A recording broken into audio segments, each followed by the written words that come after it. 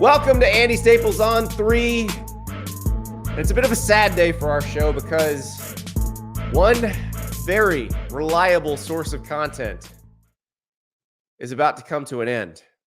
That's right. Brian Ferentz, the offensive coordinator at Iowa, will not be returning as offensive coordinator next season. We don't wish ill on Brian Ferentz at all. In fact, we know he's going to be okay as an offensive line coach somewhere. But we are sad because this was a very reliable generator of show and podcast material over the last couple of years. That Iowa offense has been awful, and, well, they're going to try to fix it. We learned that on Monday. Beth Getz, the interim AD at Iowa, said it's done. After the bowl game, he will not be coming back. I had my thoughts on that. I had to gather them because, again, the drive for 325 been quite a source of material. But all things must come to an end. This one is. And I talked about what that means and really what it means for Kirk Ferentz as well. The drive for 325 has stalled. That's right. College football's most painful to watch parlor game is done.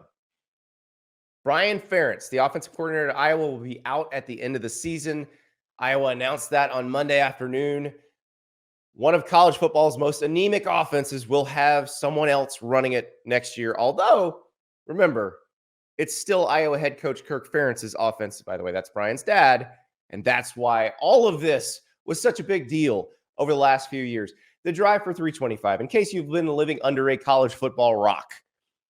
In the offseason, Gary Barta, before he retired as Iowa's AD, gave Brian Ferentz a contract that said, you must average 25 points a game and Iowa must win 7 games or your contract will terminate after the season.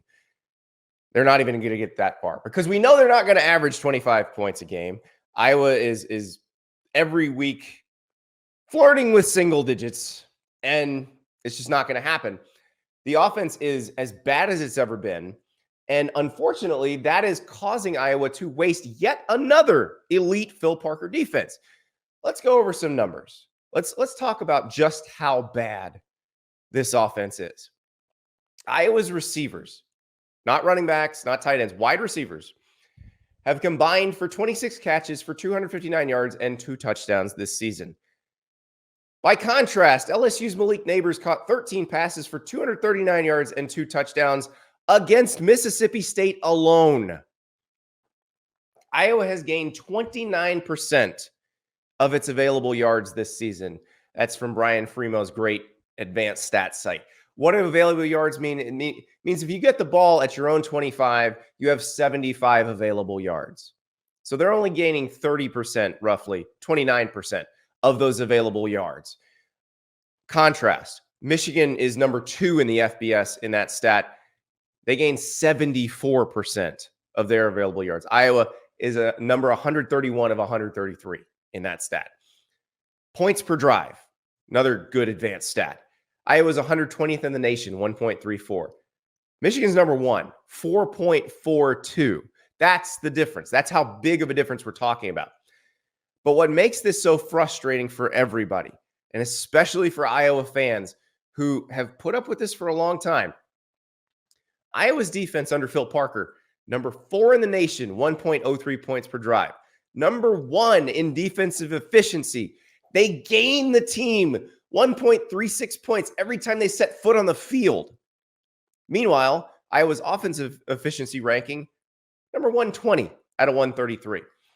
Also, another person who has kept this thing afloat is Iowa punter Torrey Taylor. He's pinned opponents inside the 20-yard line 21 times on 54 punts. He also has 23 punts of 50 yards or more because he has to punt it a long way because Iowa's not moving the ball very far on offense.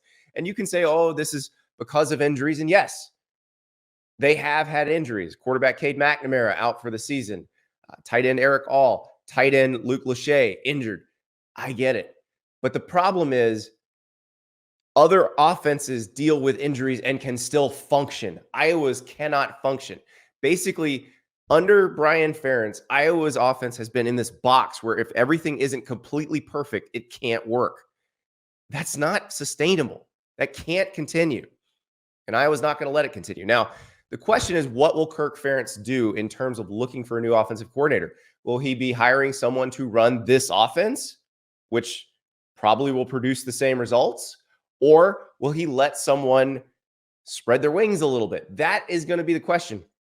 One thing that I think would be interesting to see if Kirk Ferentz realizes or notes, the two best offenses he's had, when they had Brad Banks, when they had CJ Beathard, what did those two guys have in common? They could run around a little bit. Those two quarterbacks could move, and that made a little bit of difference. Iowa doesn't seem to sign anybody like that. And let's be honest, with the offense that they've had, why would a good receiver or a good quarterback ever want to play in it? They can say we put offensive linemen in the NFL, we put tight ends in the NFL, and still get interest from those guys. But you're not going to be featured as a receiver in this offense. They can't get it to you.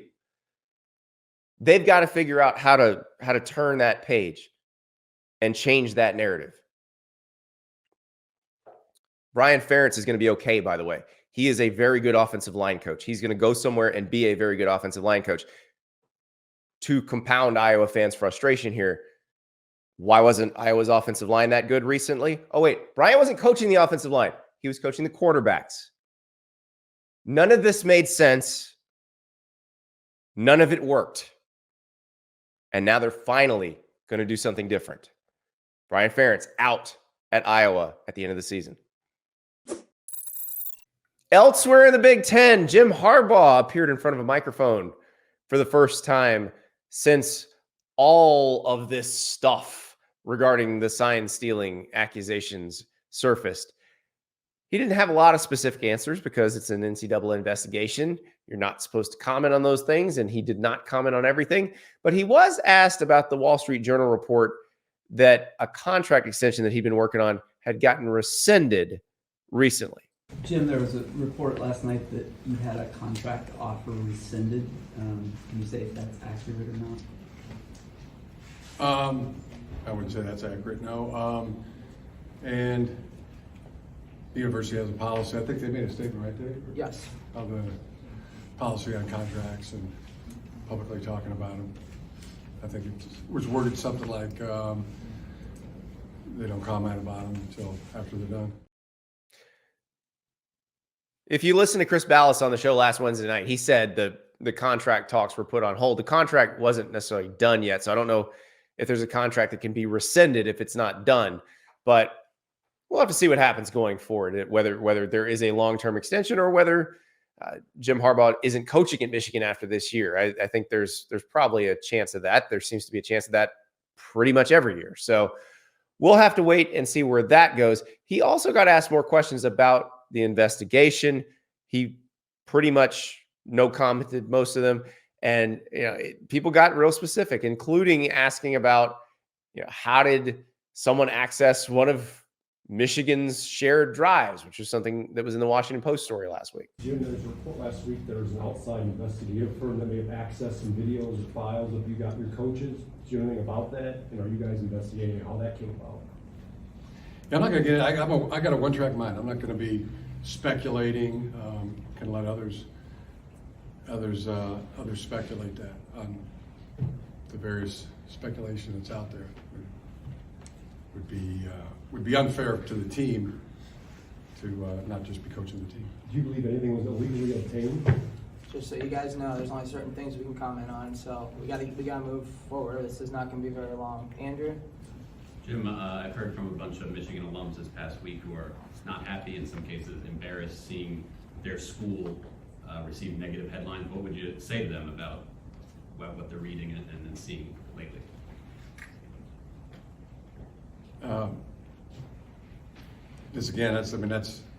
That's speculation. I would say everybody's entitled to their opinion. So I'm not going to speculate on the speculation. Wait, I am. That's my job, is to speculate on the speculation. Jim Harbaugh does not have to speculate on the speculation, though. He did offer a really good comparison between a houseplant and seed corn later in that press conference. He also said the way he keeps that one-track mind is he just channels his inner William Wallace. And I'm just imagining all of the Michigan faithful just mooning all of the Ohio State faithful at that game this year, not thinking ahead to what happens to William Wallace at the end of Braveheart. We won't go there. But this is where they're at right now. He's not going to say anything juicy right now. We're going to have to wait for more details to come out on this thing. And unless the Big Ten were to say, hey, we're going to do something now, I don't think anything's going to get done. I think Michigan's going to keep playing out its season. And after the season, this will get further investigated, further decided upon, and then things will happen. You also have the report from NFL.com from Mike Garafolo and from Ian Rappaport that saying the NFL might not be a safe harbor for Harbaugh if he were to get a job there, that a suspension might follow him like it did with Jim Tressel. First of all, it was stupid when the suspension followed Jim Tressel in the NFL because he didn't have anything to do with breaking any rules that had anything to do with the NFL. Perhaps with the signal stealing situation, that's a little bit different because the NFL does have some rules against that. We saw that with Bill Belichick and the Patriots and Spygate. But it doesn't seem natural that a suspension would follow just because it did that one time with Jim Tressel. I don't know that's particular precedent necessarily is going to carry over in this case. It's really probably more a matter of, is there an NFL team that would want to hire Jim Harbaugh at the end of the season? He's wanted an NFL job each of the last two, has not been able to get one. So it's a matter of, is there that right fit between those two parties? And I know the Michigan fans never like to hear this, but this was going to be something we were talking about before all of this stuff. So it's probably something that you're going to be dealing with after the season, regardless of this investigation, but now especially because of this investigation. We'll just have to see. Michigan plays Purdue this week. My guess is Michigan's going to smash Purdue this week. Then they play Penn State. We'll finally probably get a better idea of what Michigan is, but right now they're looking very good. And according to Jim Harbaugh, they have a one-track mind. We're on track too for a 12-team playoff next year, unfortunately. Tuesday night, we're going to get the first college football playoff ranking from the selection committee for the last 4-team playoff.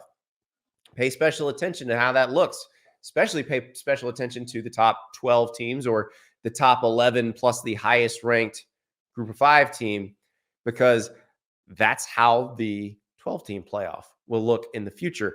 I did my hypothetical 12-team playoff because we're trying to train our brains to see what that's going to look like. Oh, yeah, it looks fun. Now, remember in that projected college football playoff that I put out yesterday, I said Michigan and Ohio State could both make it. In the projected 12-team playoff, I can't have both of them in the top 4 because they can't both be the Big Ten champ. So you got to have a conference champ in each of those top 4 spots. So I had to change that up a little bit. I had Oregon at number 4. So that's me saying I think Oregon wins out. Washington wins out. They play again. Oregon wins the Pac-12 championship, and that's where the Ducks go. Then I had Washington down there at number 7, getting an at-large bid. So let's look at what the matchups would be. Right now, we still got Air Force mowing their way through the Mountain West. They look like they could be the highest-ranked Group 5 team. That's one to watch. Where will Air Force be in those Tuesday rankings? Where will Tulane be? Excuse me. One of those two is probably your highest-ranked Group of 5 champ this year, assuming that they end up winning the conference championships. So I've got number 12 Air Force at number 5 Ohio State, with the winner playing Oregon in the Fiesta Bowl. Number 11 Notre Dame, Fighting Irish, looking pretty hot, 10-2, might get them in there. At number 6 Oklahoma, the winner would play number 3 Florida State in the Cotton Bowl. Let's talk about Notre Dame for a second, because the way this new playoff is set up, Notre Dame can probably get in pretty much any time it's 10-2. And they've got to go to Clemson this week. If they were to lose that game, then if this were a 12-team playoff year, it would probably be an elimination game for them. So that's why we talk about how many games matter, how many games count toward the national title. that would be one of those extra games that would matter. Like this weekend, we're interested in it because we want to see if Clemson's going to take a 5th loss. We're interested in it because Notre Dame seems to be pretty hot after that win against Pittsburgh. Next year, Clemson could knock Notre Dame out of the playoff in that game. It'll have bigger stakes if that game were to be played next year. Obviously, it's a non-conference game. So moving on in our hypothetical bracket, number 10 Louisville at number 7 Washington. That would be a pretty interesting one. Big spot for Jeff Brom and his team. Could they go to Washington? Could they win in Seattle? If they're at full strength, I think that would be a really good matchup. The winner would play Michigan in the Orange Bowl. And then we had in one of these hypotheticals, back when North Carolina looked like they were going to make the ACC championship game, we had a situation where North Carolina and Florida State would turn around and play each other again the following week. This is one where the teams already played each other once this season, but it flips the venue. I've got number 9 Alabama at number 8 Texas. So really, the Alabama-Texas game, the result of that game in Tuscaloosa determines the site of this game, because if Alabama had beaten Texas, they'd be ranked higher. That game would be in Tuscaloosa. Instead, I've got that game in Austin, and the winner would play Georgia in the Peach Bowl. That would be a really fun bracket. I would like to see that. But we're still a year away, but it's okay. We're retraining our brains, and when those college football playoff rankings come out on Tuesday night, we can imagine what it's going to look like. Now, it's time to pick some games. Dan Rubenstein from the Solid Verbal is our guest picker, and it is going to be a lot of fun because there are a lot of high-stakes games this weekend all over the country. We'll be right back. This is a pick show, and these lines are brought to you by FanDuel. Go to FanDuel.com/Staples and sign up.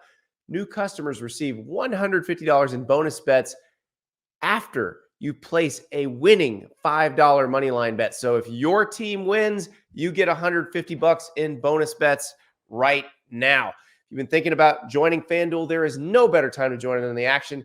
The app is so easy to use. There's a wide range of betting options, including spreads, player props, over-unders, more. Oh, yeah, you can bet the Iowa under, which we love on this show. 6-2 so far this year. FanDuel.com/Staples. You make a $5 winning moneyline bet, you get $150 in bonus bets. That's FanDuel.com/Staples. Sign up today.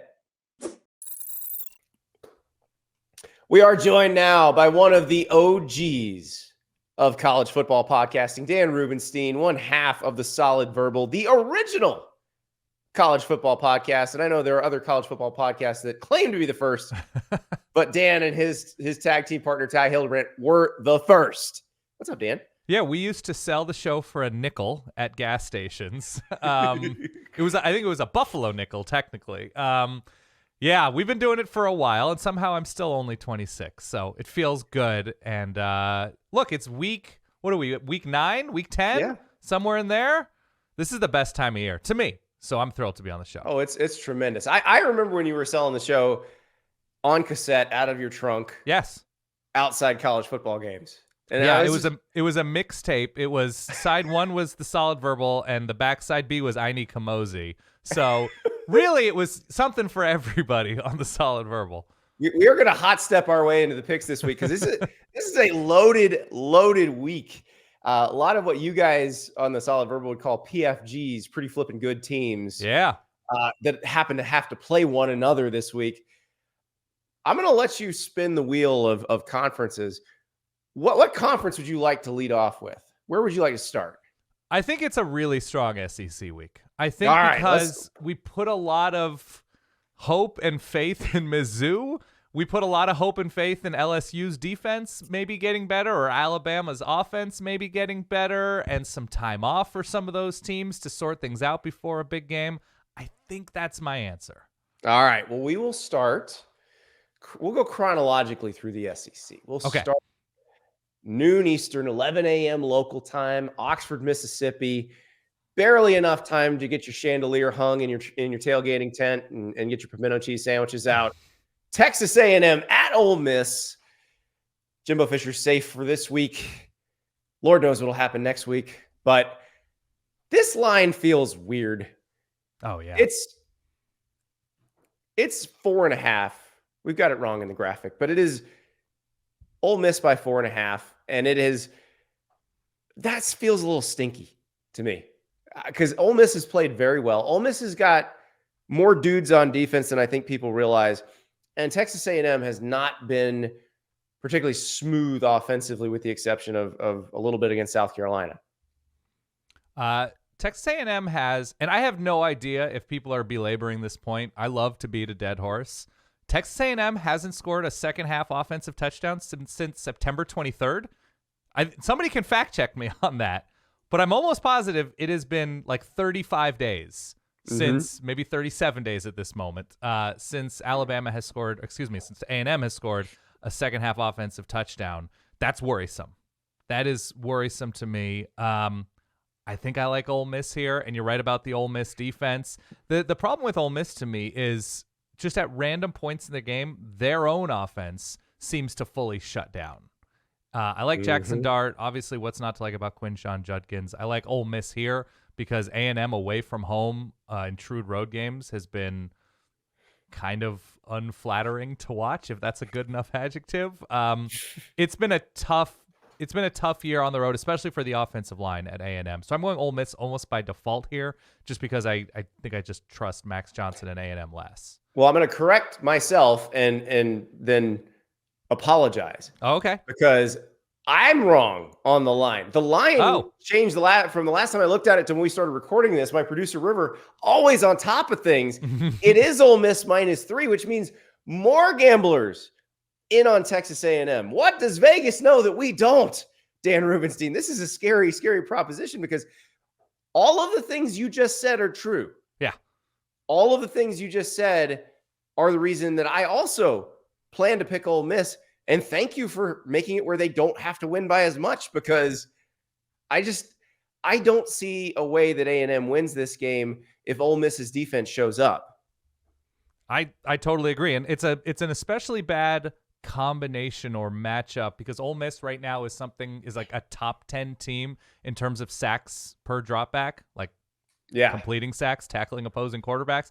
And Texas A&M has certainly had issues, sometimes more on the inside of the offensive line, but in protecting Max Johnson, who I have nothing. Well, I have to say this anytime I talk about Max Johnson. I have nothing against Max Johnson. He holds onto the ball for 2.5 seconds too long every time he passes the ball, and I would be infuriated by that if I were an A&M fan. And so I don't love that matchup. I think Ole Miss is just going to get off the field, and I don't think A&M is going to have the ability to score 28, 30 points in this game, which I think is what it'll take to win. Well, and I think your point about the middle of Texas A&M's offensive line is the big question, because against Tennessee, that's where the pressure came from almost every play. And, maybe that was a noise thing in Neyland. I don't know, but I don't think so. That Vaught Hemingway, not the most terrifying road environment in the SEC, but I will say they've done a better job of late at Ole Miss at trying to create a good home field advantage. So, the A&M offensive line has got to protect Max Johnson better, but he has got to get rid of the ball. I'm with you. I don't know that Ole Miss is going to score the way they have against most teams. No. But I have faith in them to score enough to win this game by 3 points. Yeah, I think so too. And I really love the A&M defense. I just wish they had an offense with a plan that's better than get it to Aniyah Smith however we can and hope that he can single-handedly, and Evan Stewart's obviously incredible too, but he's a little bit more reliant on the passing attack because you can use Aniyah Smith in more creative ways. I just wish it was a more fully formed offense, which I guess aligns me with the entirety of Texas A&M's fan base. Yeah, and the other thing is, as good as Edgerrin Cooper has been for Texas A&M, I don't know that what he does well works as well against this offense, because Jackson Dart will be getting rid of the ball fast, or they're just going to count the box and hand off to Quinshon Judkins. So this is not an offense where the quarterback's going to stand there and pat the ball and let you come get him. So that's the other problem in this case. Stylistically, it's going to be tough. But yeah, I will take Ole Miss in this game. Let us move to Athens, Georgia. Georgia begins a trio of very tough games with Missouri. This one, Georgia's a 15.5-point favorite. Dan, that is so many points against a good team. Yeah. Coming off a bye too, right? Mizzou didn't play last week. And so look, it's in Athens. I think there is a fact that a lot of people are trying everything they can to not admit to themselves involved with where Georgia is right now. And that's that Carson Beck might be actually really good. Oh yeah, he's good. And so, everybody that doesn't root for Georgia is, Usain Bolt in getting to the point where well, it's a system thing. You give me Georgia's receivers and Georgia's line and Georgia's running backs and Georgia's defense as a backstop, and I'll be an all SEC type quarterback. He's really good. He's confident. He steps into the pocket and throws with poise. Look, no Brock Bowers, no problem last week against Florida. And I think Mizzou's a different challenge. I just don't think the Mizzou defense, as we saw what LSU did slicing them up, I just don't think that the Mizzou defense is where it's been. And so I like Georgia a good deal. You talk about that number. Look, if Mizzou beats Georgia, they're probably beating them comfortably. If Mizzou plays incredibly, they have a chance to win this game. But also if Mizzou plays incredibly, it might not matter. So they can play incredibly for 2 quarters and have it be a 17-13 game at the half, and all of a sudden it's, 44-17. So I like Georgia just because you add in a more confident Carson Beck. You add in the receivers getting more involved with no Brock Bowers, forcing Carson Beck to spread it out a little bit more. That becomes more and more scary to me. So I saw Georgia last week, and he did spread it out very well. Yeah. Ladd McConkey seems to have moved into the safety blanket role that Brock Bowers was occupying.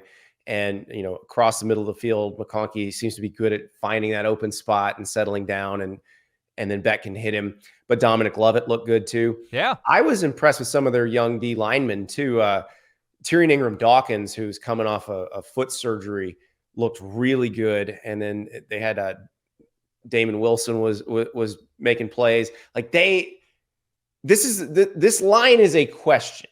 It is a question that asks, which Georgia are we going to see? The Georgia that played Kentucky and Florida, or the Georgia that played Auburn and South Carolina? Both of those other games are more recent. Both Kentucky and Florida more recent than Auburn and South Carolina.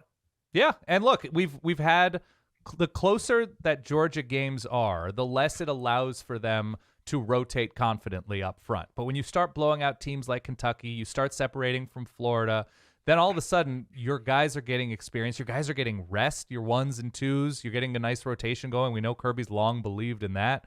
And so I think they're going to be deep against Mizzou. And the thing that I actually like about Mizzou on the other end, talking about the Georgia defensive line, is Cody Schrader's been really good. He's been one of the best 3 or 4 backs in this conference, and they've become a more complete offense because of it. And the better he is, the more things tend to open up for a guy like Luther Burden, who's one of the best, 2 or 3 receivers in this conference. So there is something that's kind of fascinating about Mizzou, but there's also something about a lot of the defenses that Mizzou has faced not necessarily preparing you for Georgia. So I came into this planning to pick Mizzou to cover but not win. Yeah. The open week thing, the time off, the prep time. But the more I think about it, the more I think Georgia may just be hitting that gear. And the fact that this is at home only enhances that. So I was ready. Yeah. I was ready to take Mizzou to cover, but I have been, my mind has been changed. Yeah, you may have missed your window to bet against Georgia, at least spread-wise or over-under-wise, because they're getting comfortable. It's a letdown spot. I just think Georgia might be impervious to things like that at this point. Yeah, I don't know if it's a letdown spot because I don't think they were that worried about Florida. So sure. I do think the weeks get harder because of cumulative good teams they have to play, where it goes Mizzou, Ole Miss, Tennessee. But what I saw on Saturday leads me to believe that they might have flipped that switch, which God help anybody who has to play him at that point. So I will take Georgia to cover. That's not what I was thinking. Yeah. But no, and here we are. You look at some of the matchups too. It's like Georgia's been especially good at preventing bigger pass plays. The secondary's rounded into shape recently, and Mizzou's really good. And Mizzou they have one of the most electric receivers in the sport in Luther Burden, but Georgia's good enough to force you off your spot. And so if Mizzou has to improvise and win in new ways, in Athens, Georgia, I don't know. A close game can turn into something ugly quick. Yeah, and that's what when you were talking about Cody Schrader and what a job he's done, I just kept thinking back. Remember when Arkansas went to Georgia as a top 10 team Yes. a few years ago? Like 37-0 or Yeah. something. Now, 37-3, granted, this is not as good a Georgia defense as that Georgia defense, but it's still one of those things where you get flashbacks to, oh yeah, when Georgia really wants to play, they can do this. So, oh yeah, we will agree on that one. And now let us move to Tuscaloosa. LSU at Alabama. LSU is a 3.5-point dog on the road. We just found out that Mekhi Wingo will not be playing for LSU. He's been their most consistent defensive lineman.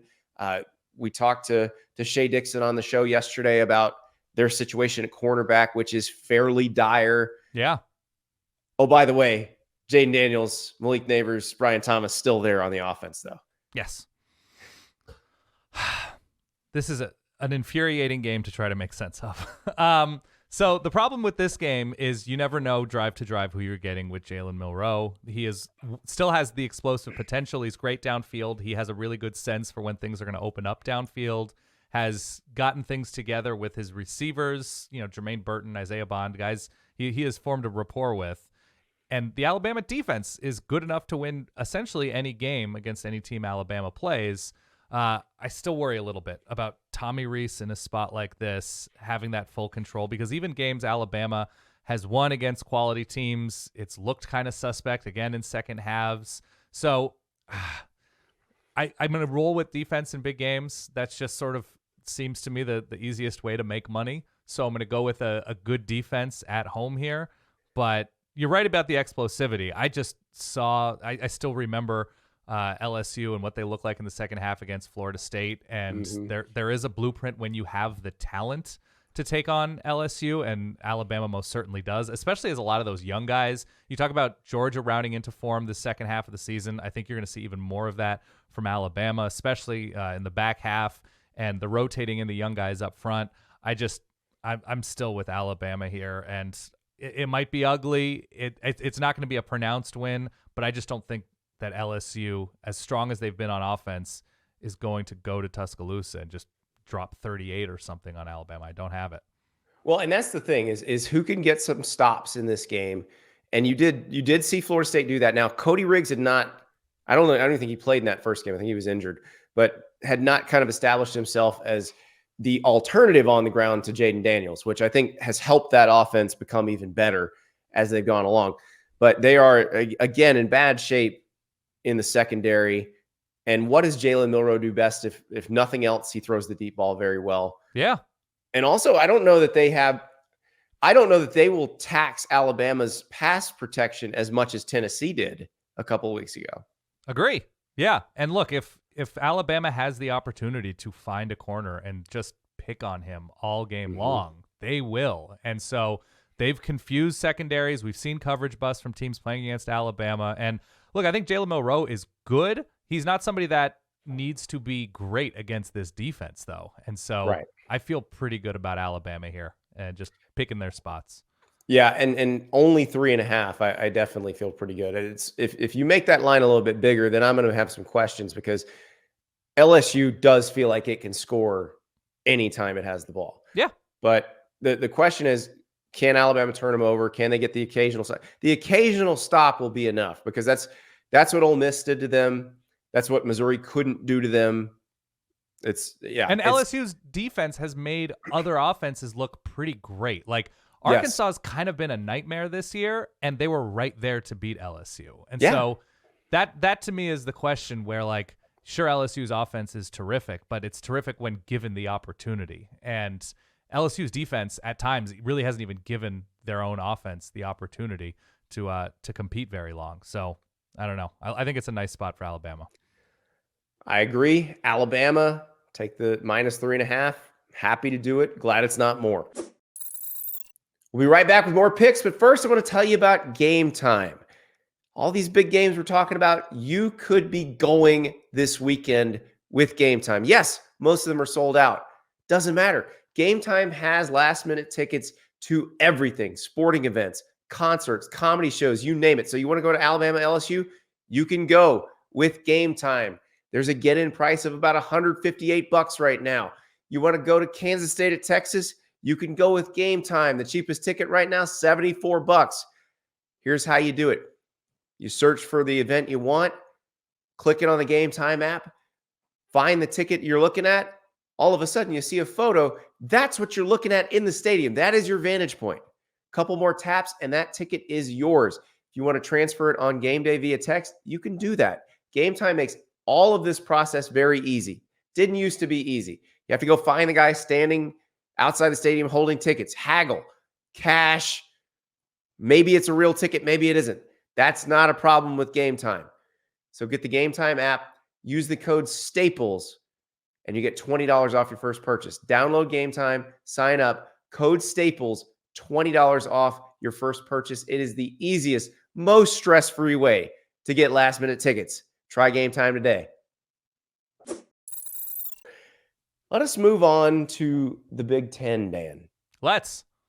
We'll start in East Lansing, where Nebraska can get bowl eligible. Yes. Against Sparty. Nebraska, a road favorite in Big Ten play.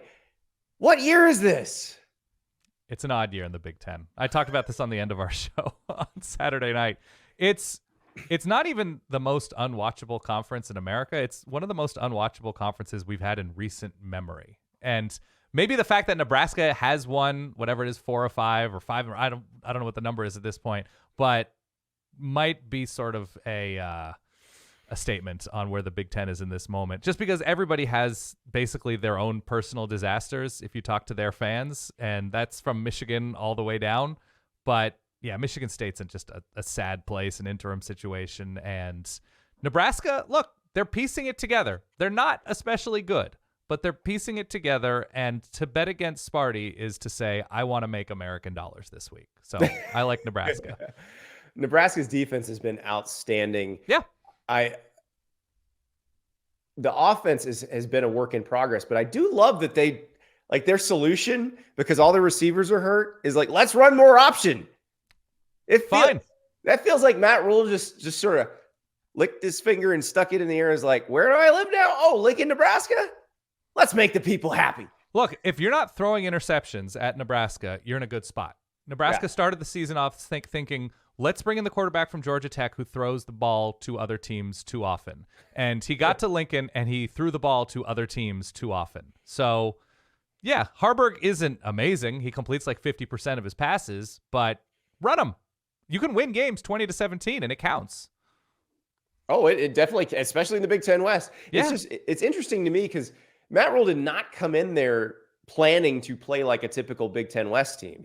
He's looking at the future saying, oh, you're going to have to play all these other teams and trying to create something more dynamic. But what they had to adjust after some injuries was they had to become Iowa, or they had to become Illinois or Minnesota. And hey, if you've got the defense for it, it works.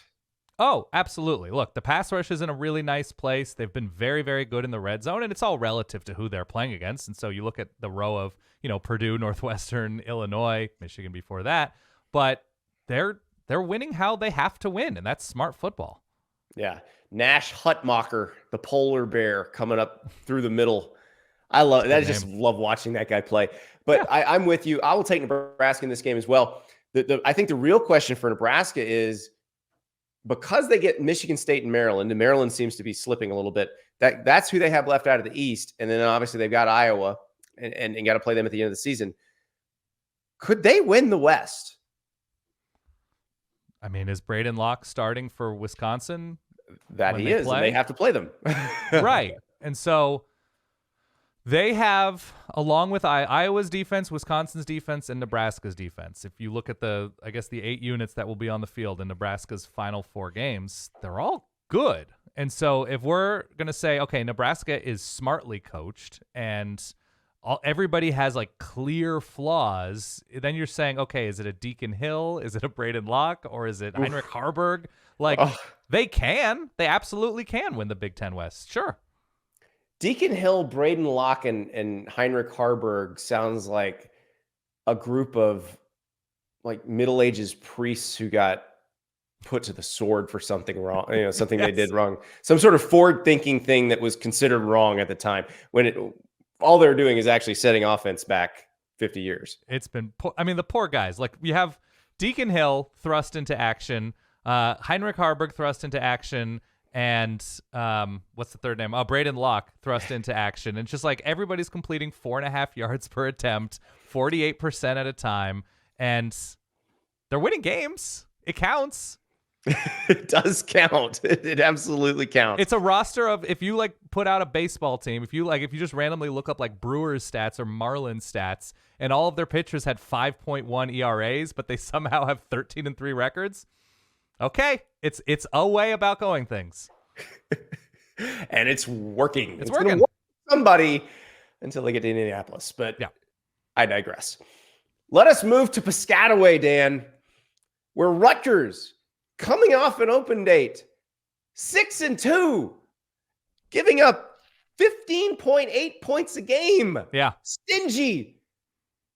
I think Rutgers is the exception to what I just said. They're an 18.5-point dog to Ohio State. It's all gravy. Look, they made a bowl game. The Rutgers fan base is probably the happiest in the Big Ten, right? Yeah. I mean, outperforming expectations. You have, obviously, Michigan fans extremely defensive about off-field stuff. Ohio State fans that are just hating watching their own offensive line, but a little bit happier after the Wisconsin game. And you look beyond that, Rutgers is the one with the defense. Rutgers is the one generating big plays on the ground. And Rutgers is the one that, other than that Michigan game, has been an absolute pain in the ass for everybody to play. And so I think I like Rutgers here in a bit of a letdown spot. I don't think they're going to win this game. I think they're going to lose by a couple touchdowns. But as long as they don't lose by 3 touchdowns. That's right, exactly. By the way, we never planned this. I just want everybody to know we don't plan this. And we don't tell each other who we're going to pick. It just so happens that Dan and I have agreed on everything. As we were going into this pick, I was like, Dan certainly won't agree with me on this one because I'm taking Rutgers here. But nope. No, okay, so a central tenet of my picking, I've been pretty good this year. Ty's been awful. But a central tenet has always been take an underdog at home with a good defense. And so, especially if it's a bigger line, especially if it's in kind of a letdown spot for Ohio State after the NBC game, Ohio State can absolutely win this game by 31 points. But if this game were played 10 times, 100 times, I think they can cover it 75% of the time. So I'm just going with rudimentary math here in my own version of rudimentary math. And I'm going with Rutgers to cover and lose by, 14. Yeah, I can see that. And Rutgers mucks it up probably pretty similar to the Ohio State-Wisconsin game. Yeah. Ohio State-Wisconsin was 10-10 in the third quarter, and then Marvin Harrison Jr. makes a catch that only Marvin Harrison Jr. can make, and the game's over. That's what probably will happen at some point in this game. But will Ohio State win by 3 touchdowns? Probably not. If the big thing that Northwestern has done really well is, as you were reading off the defensive numbers, is they tackle well. They take care of business. Mm-hmm. And the best way to prevent big plays is not having the best corners in the world, to me, that are smothering receivers downfield. It's just tackling in the open field. It's just having a 3-yard run not turn into 9, having an 8-yard catch not turn into 21. And so Ohio State has the talent to do all of those things on offense. But if Rutgers can wrap up and make those open field tackles like they've been doing this year, then with Ohio State's own struggles in the red zone and turning 7s into 3s too often, I think Ohio State can be limited here. Yeah, it's going to be an interesting game, and I do think Rutgers keeps it close, especially early, which they did against Michigan as well. Yeah. So the tackling, the short tackling thing is especially against this kind of offense. If you can make open field tackles against Ohio State, you have somewhat of a chance. I'm not going to say you're going to win the game, but right. You have somewhat of a chance, and I'm with you here. So, we both got Rutgers to cover. How about it, Scarlet Knights? The capital of Big Ten football, Piscataway, New Jersey. Exactly. Who knew? We now move to a place where, it's about, you can walk there from where you are right now. That's true. Ryan Field. And Iowa coming in, fresh off the news that Brian Ferentz will not return as offensive coordinator next year. I don't know how much difference that makes now, but Iowa's a 4.5-point favorite. I don't even know if we're going to pick the spread. We always pick the Iowa total. That total is 30.5. One book had it at 29.5 to open. Jeez. Last time Iowa played, when they played Minnesota, I believe it opened at 34.5 and then dropped to 30 by kickoff. We could have a bonus, like a prop bet on will this drop below 30 by kickoff. But we're gonna pick the total here at 30.5. And I have to say, the job David Braun has done at Northwestern is nothing short of spectacular. I realize they probably have to do the whole clean house thing and not give him the permanent job, although he wasn't there for any of that stuff. So Correct. You could conceivably say, just hire your own staff and figure it out. But who wouldn't want to hire this guy after what you've seen this season? Yeah. I mean, look, it's been a program that was sort of left for dead, and everybody, accusing the entire school of everything, everybody accusing the entire roster of everything with, I'm sure, some validity. But the fact is, I don't think they've lost 2 in a row this year. I think it's been a flip-flop, snip-snap, every other week. They win, lose, win, lose, win, lose. And We call that the Georgia Tech. Yes, exactly. It's the full Georgia Tech. And there is something about this Northwestern team that the way that they opened up that game against Maryland, and I'm sure Maryland wasn't taking that game the most seriously, which is their own fault. But there is something very strange about playing in Evanston in an environment without a lot of buzz, without a lot of juice. And for Iowa to come in, Iowa's struggled against the Pat Fitzgerald iteration of Northwestern over the years. For whatever reason, Northwestern always got it together against Iowa. I don't see it this week, but I think the under is always going to be the play. So I feel more confident in that under, especially if it gets, especially if it stays over 30. I just don't trust the Northwestern offense, as I don't think a lot of people do, even after the 24 point outburst against Maryland in the first half. And maybe there's a bit of relief coming with Brian Ferentz leaving. Maybe there's like a weight lifted off of some shoulders. Players playing a little bit more loosely, knowing that they're not going to be scrutinized in the same way. Unless there's another Ferentz, unless there's like a Kimberly Ferentz or something just hiding in the wings. What if Brian comes out there, Dan, and just says, "What's Dad gonna do? Fire me now?" Right, exactly. Fine, then I don't have to work the next few weeks. Like, I'm gonna let it rip. Yeah, and just let Deacon Hill, that absolute unit of a quarterback, just let him fling it around the yard. Yeah, the most relatable looking quarterback in college football, and I do not say that to make fun of him or his physical appearance. I love seeing him out there, and I hope that, how great would it be if Iowa, I don't even remember the last, they had the Maryland game a couple years ago on the road where they scored 40 or 50 points. Remember they had the bowl game against SC, I think it was the Holiday Bowl a few years ago with ISM, where they absolutely lit SC on fire. Well, the Maryland one was like 3 pick sixes. Oh yeah, I know the defense helped, but I remember specifically Spencer Petras was connecting downfield. They had a couple bigger runs. It was a pretty complete offensive win. By the way, correction, I messed up earlier. Please, I said you could walk there from your house. You can't. This game's at Wrigley. That's right. This game is at Wrigley. I can take the train. I can take the L train. Take the red line to Wrigley. Good pizza around Wrigley, by the way. Man. I'd love to take Northwestern here. I just don't think throwing into this defense is still going to be too much. I think it's going to be like 13-10 Iowa. The question we have with the total, and of course I'm taking the under. It's 6-2 this year. I have the utmost faith that it'll hit. You just got to worry about Cooper DeJean. Exactly. What's Cooper DeJean going to do? Because he's the one. If that touchdown had counted, it'd have been 29. And who knows if Ethan Kaliakmanis hits something desperation at the end and pushes it to the over. So I just wanted to say Ethan Kaliakmanis more than anything else. Great name. But no, you got to watch Cooper DeJean, because he could return a punt for a touchdown. He could return a pick six. So you've got to be careful with that with this one. But no, I think 30.5 still feels pretty safe. So I will take the under. Yeah, I don't even know what the correct comparison for Cooper DeJean is for that corner who's so good in the Travis return game. Hunter, except they forgot to play him at receiver. Travis Hunter, except they should be playing Cooper DeJean at receiver. You can go way back to Devin Hester, but he felt more like a kickoff guy than a punt guy, and was known more for being a returner than a corner. It almost feels like Cooper DeJean's kind of a reverse Christian McCaffrey. He's an all-purpose defensive weapon. Dion was a great returner in a corner. That's true. There's elements of that. And so, Yeah, that's what could get in the way of that over. Yeah. All right, Cooper. Don't screw it up for us.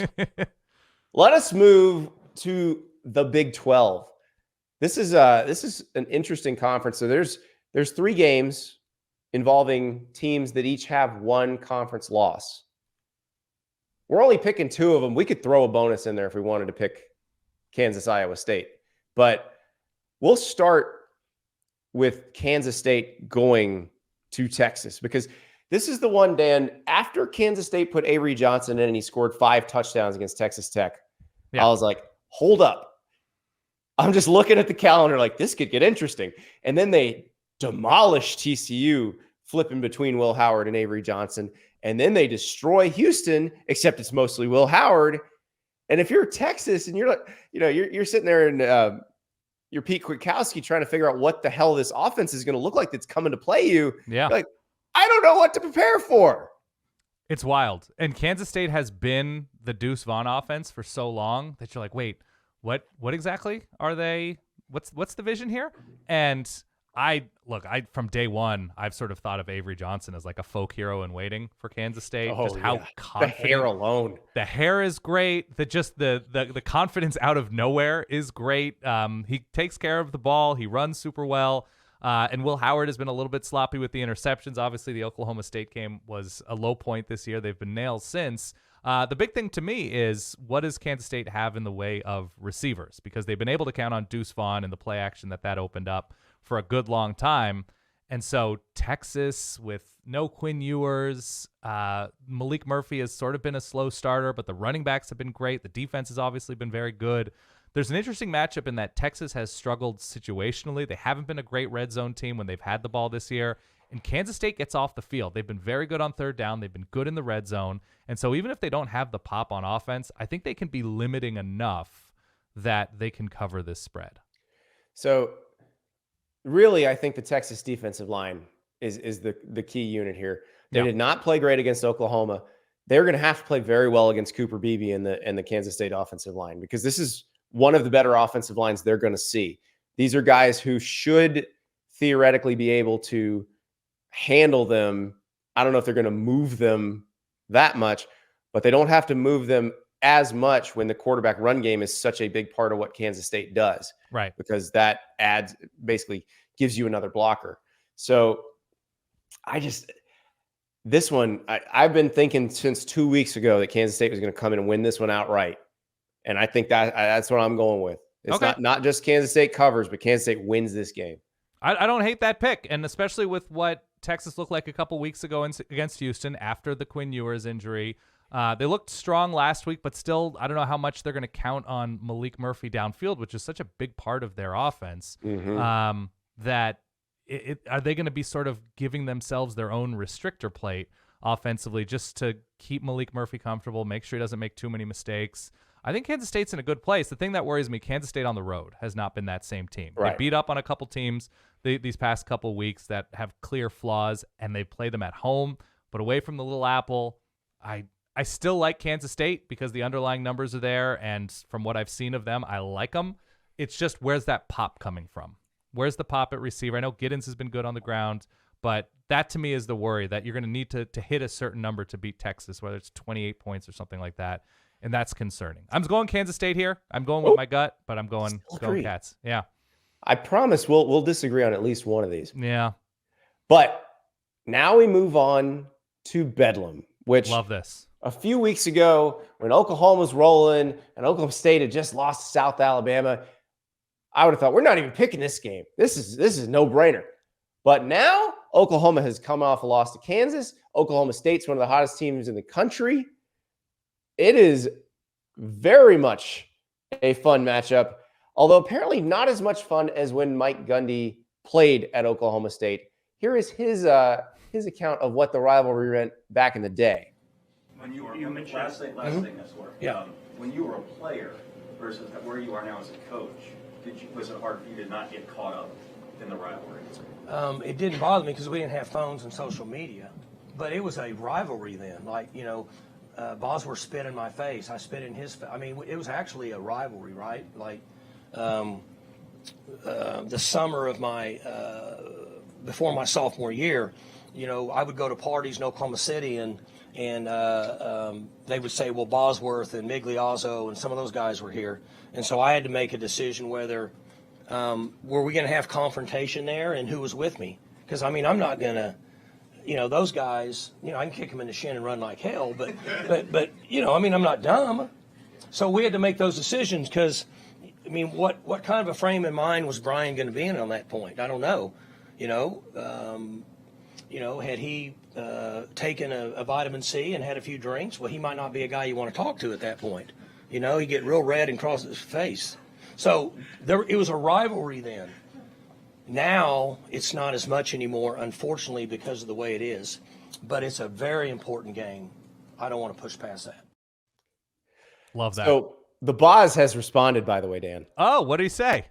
Said, guess what, Coach G? Bedlam is still a rivalry, and Big Brother still wants to whip Little Brother's ass. Great. Love it. Love it. I like that he didn't get into specifics with the accusations. A vitamin C and some drinks. Mm-hmm, Exactly. Mm-hmm. Wow. But I do expect this to be a nasty game. Ollie Gordon has been a revelation for the Cowboys. You ready for these stats the last few weeks? Here you go, Dan. Sure. Against Kansas, 29 carries for 168 yards and a TD. Against West Virginia, 29 carries for 282 and 4 TDs. And against Cincinnati, 25 carries for 271 and 2 TDs. If he is carrying the ball like that against Oklahoma, Oklahoma State is going to win this game. Second straight game on the road for Oklahoma after losing at Kansas. And I always like to peek around what fans of a team have to say after a loss. If they say something like, we were right there, like there's still a lot to like, that we're still alive for the playoff, like we just got to move past it. If there are those fans, I'm always like, okay, I can appreciate this, and I'm not selling on this team. Oklahoma fans are in a bad way right now. Oklahoma fans are ready to be done with Jeff Lebby. Oklahoma fans are ready to say, we're looking like we did last year. Oklahoma fans are ready to get rid of this coaching staff. Oklahoma fans are angry at Dylan Gabriel for not going downfield against Kansas. I think I like Oklahoma State here. And I was somebody who was fully out on Oklahoma State before the season. The Ollie Gordon thing, there's like the Chuba Hubbard element where I think Oklahoma State has the most explosive rushing attack in America after these past few weeks from Ollie Gordon, his outbursts. And I don't know that I trust Oklahoma's defense. I think Oklahoma's a really good team. They might go 9-3, 10-2. I think Oklahoma State at home, especially with the emotion with Oklahoma leaving for the SEC, I think the environment is going to be at 11 or 12 rather than its standard 9 or 10. And the momentum Oklahoma State has, I know the defense isn't great, but they're a grower. They weren't a shower in September. They're a grower. And I always appreciate that. And the Big 12 has had that kind of like at the top. Teams improving over, like West Virginia's not going away. Oklahoma State's not going away. Even TCU showed flashes and then they went away. Like there is something about the Big 12 right now that is especially fun with some improved teams. So I like Oklahoma State here. So I love how the Oklahoma fans, in their anger about the Kansas game, all directed toward Jeff Lebby, Dylan Gabriel, the offense. They allowed Kansas to go 80 yards in a minute with the game on the line. And Jason Bean hasn't been good late in games. And he wasn't mad about that. Yeah. It's tough. I just don't think they necessarily have the depth right now to win, 11 games in a season. I think this is where you start to see some cracks in November, that they're just not built for it yet. I think they absolutely will be. I think Brent Venables will recruit a really deep, interesting defensive roster, but they're not there yet. And I think Oklahoma State might be. Look, Oklahoma State always loses this game, so the joke's on me. Yeah. But aside from that, I'm still going with the Pokes. Well, I know you think I'm about to agree with you again, but I am not. Because of the thing you just said. Please, they always lose. You talk to the Sharps, the guys who do this for a living, and they're like, history. History matters.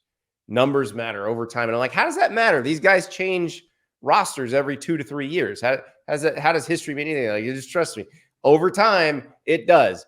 And guess what? Over time, in this rivalry, Oklahoma wins. So I'm taking the Sooners to cover. Well, you know what happens, though, if Oklahoma State wins? If Oklahoma State wins, Brent Venables is the next coach at USC, right? Isn't that how it works? Isn't that the new tradition? It's going to be a big secret till the very end. Yeah, at least, that was the last game of the season, so you got to do that. But that's true. Well, I'm glad you brought that up, Dan. Okay. Let's go out to LA. Washington at USC. Washington's a 3.5-point favorite on the road. Washington has lived very dangerously the last couple weeks. Should have lost to Arizona State. Lucky to have a 4th down pass dropped against Stanford. Yeah. USC should have lost to Cal. Yeah. Meanwhile, and did lose to Notre Dame and Utah. This one has the potential for a massive shootout. The total is 75.5. We can pick that if we want as well. But what version of Washington do you think we see in this game? Washington is a fascinating team. I think this might be like kind of a semi-clash of overrated versus underrated. I think Washington might be a little bit overrated, and I think USC might be a little bit underrated. And the very real questions and accusations and finger-pointing at the kind of jokey elements of USC's defense, very well-founded. All true, all correct. They're terrible against the run. They're terrible tackling. They're terrible filling lanes. They're not built to build a wall and be stout up front. They just aren't. They've got a couple guys. Like, Barry Alexander's good. But otherwise, they're just not in a position to beat physical teams at all. Washington's not that team. Washington doesn't go straight at you. Washington doesn't have an offensive line that pushes teams around on the ground. This is kind of like a 4 verts air raidy offense that has beat up on some good teams and some not so good teams and has completely no-shown against, a team like ASU. USC, interestingly enough, they can run the hell out of the ball. They probably don't often enough. Marshawn Lloyd is having an awesome year. He's excellent. And the USC offensive line hasn't always been good. He's just been great. Caleb Williams is still great. The receivers are very good, not as good as they were last year. And the game's in LA. What's the line again? 3 right now? It's 3.5. I like USC as a home dog. I don't think you can sneak past teams 3 weeks in a row. And that, to me, is the issue. Washington, again, on the road. And Washington was never, to me, going to go 12-0. They just have a really tough November either way. I like USC here. I think it's going to be late. I think it's going to come down to the end of the 4th quarter or something like that. But I like USC to win this game by a touchdown. And it's just too difficult for Washington to keep this up. One of the things we talked about with Washington before the season started was they might have 2 of the best, the bookend of edge rushers in ZTF and Braylon Trice in the country. They're one of the absolute worst teams rushing the passer in America. And if you want to beat USC, at bare minimum, you have to get Caleb Williams off his spot. He will get after you. And in bigger games, he will run the ball as well. Washington hasn't been containing. Washington has not done a great job getting to quarterbacks. And Caleb Williams with time is stupid, absurdly good. So I like USC here. So unless USC's defense has the game of the century for it will not stop Washington's offense at all. Now, I like USC's chances against Washington a lot better than I like USC's chances against Oregon next week. Right. Same. But I don't know how they're ever going to stop them. They've done nothing this season to show that they will be able to slow this offense down.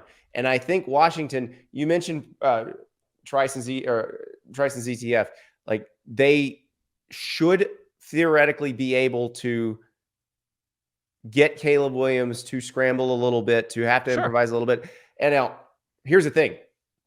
Do you get him to scramble into first downs, which is what some teams let him do? Right. Or do you do what Notre Dame did and get him to scramble into interceptions? And that's what you got to do, because you have to contain him first. You have to make him think he's going to get sacked, but feel like there's no escape. And that's when he tries to throw the ball and tries to do too much. And if Washington can get a couple of turnovers, there is nothing USC will be able to do. I'm going to take Washington in this game. I understand exactly where you're coming from. Yeah. Because I do think USC can keep this one close. But I just don't know how they're going to stop Washington. I also agree with you on USC being a little bit underrated. I think everybody wants to laugh at Lincoln Riley and laugh at Alex Grinch and be like, see, we told you so. They're not as bad as we think, but every offense has looked good against USC. It's like we were talking about with LSU earlier in the show. They make everybody look better than they are, and Washington is one of the best in the country. Yeah. No, you're absolutely right. Like, Michael Penix is one of the best 5 quarterbacks in the country. This receiving core is incredible.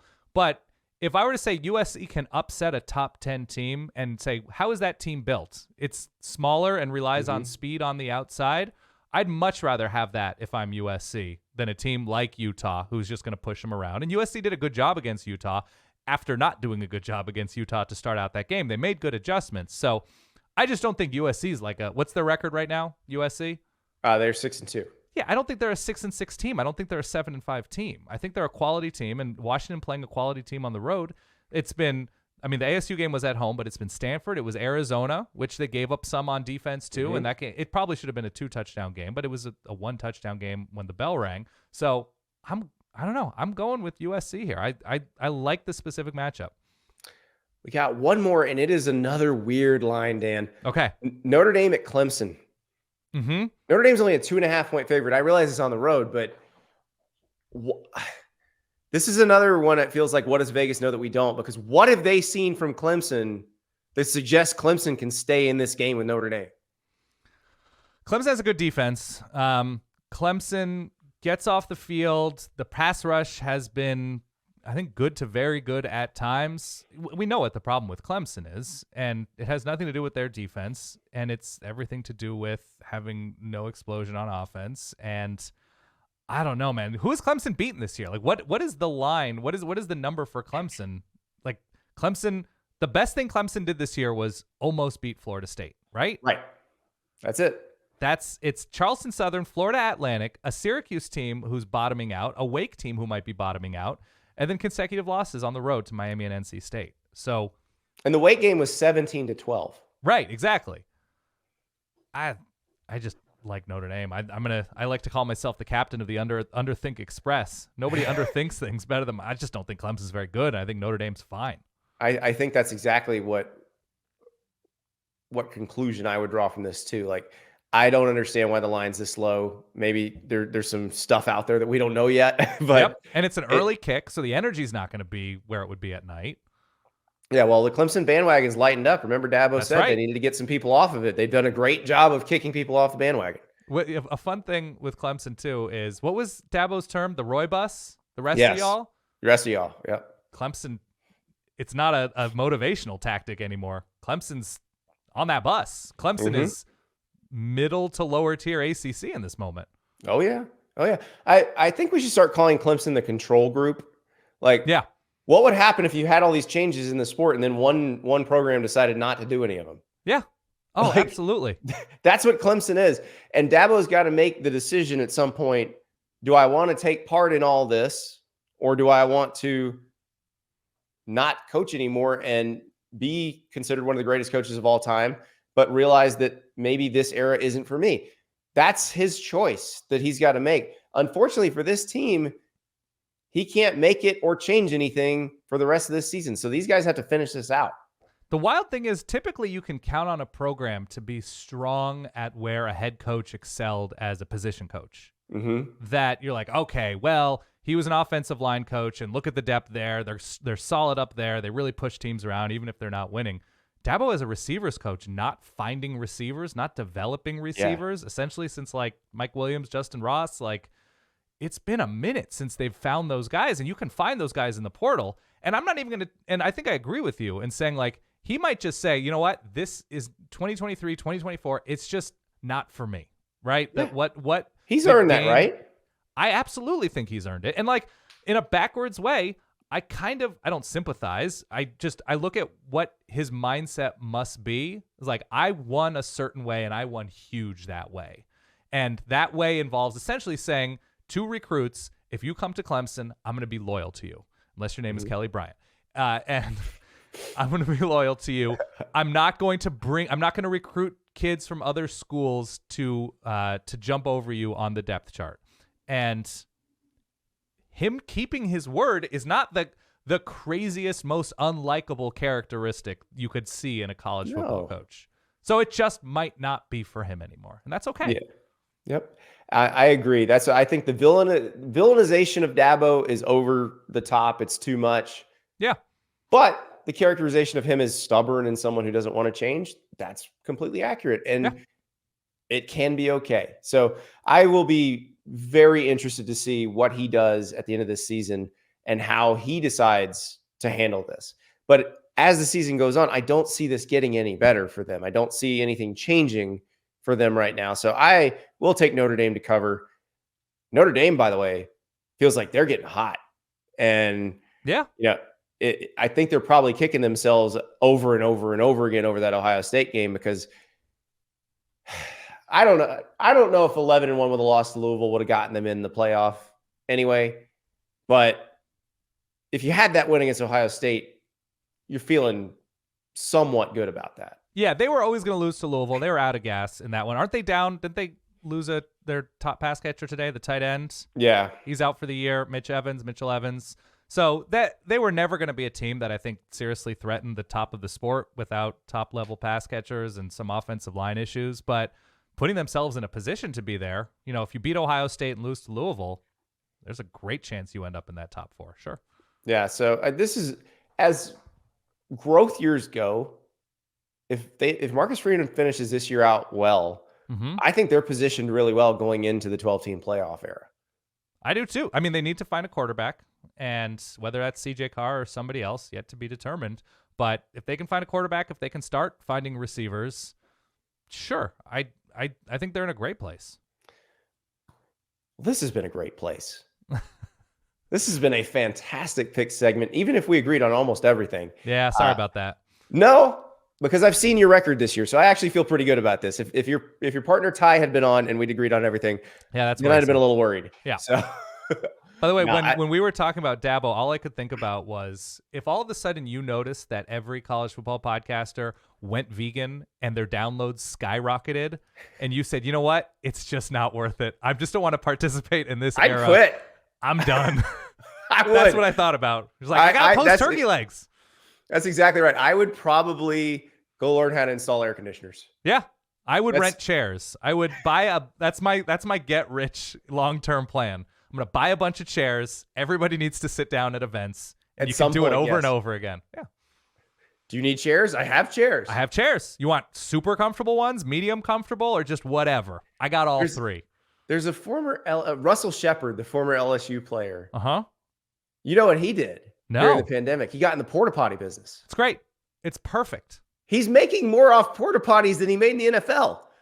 I mean, he made the pivot from quarterback to safety, so why not make the pivot from football to porta potties? It's tremendous. I mean, yeah, you just got to find the need and fill it. And find the need and fill it. Right now, we're filling your need for picks that may or may not work out. Correct. But yes, if we all have to go vegan, Dan and I are out. Yep. I'm sorry. Thank you, Dan. Good run. Thank you.